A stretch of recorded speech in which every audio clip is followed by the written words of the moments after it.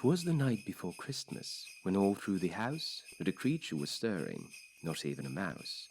The stockings were hung by the chimney with care, in hopes that St. Nicholas soon would be there.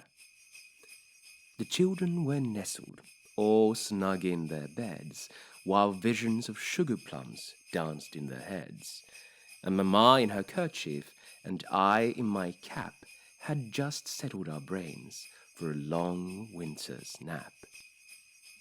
When out on the roof there arose such a clatter, I sprang from my bed to see what was the matter.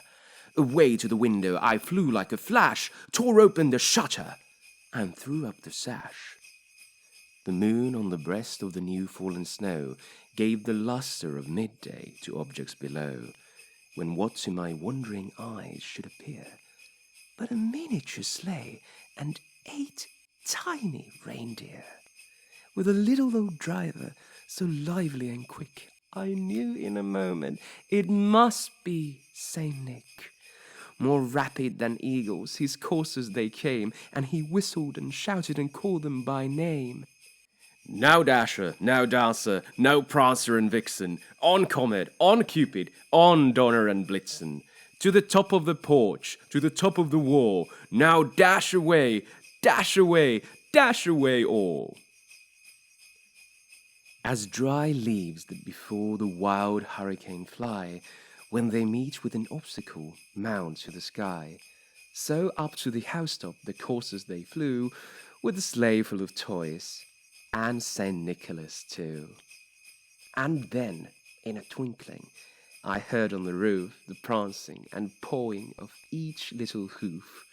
As I drew in my head and was turning around, down the chimney Saint Nicholas came with a bound. He was dressed all in fur from his head to his foot, and his clothes were all tarnished with ashes and soot. A bundle of toys he had flung on his back, and he looked like a peddler just opening his pack. His eyes, how they twinkled, his dimples, how merry, his cheeks were like roses, his nose like a cherry, his droll little mouth was drawn up like a bow, and the beard on his chin was as white as the snow. The stump of a pipe he held tight in his teeth, and the smoke it encircled his head like a wreath. He had a broad face and a little round belly that shook when he laughed like a bowl full of jelly.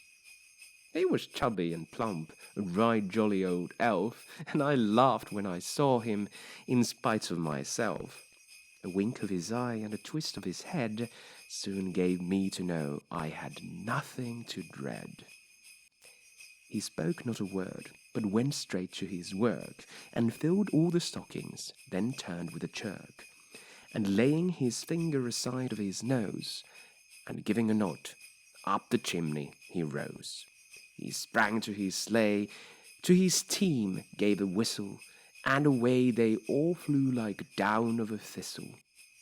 But I heard him exclaim, ere he drove out of sight, "Happy Christmas to all, and to all a good night."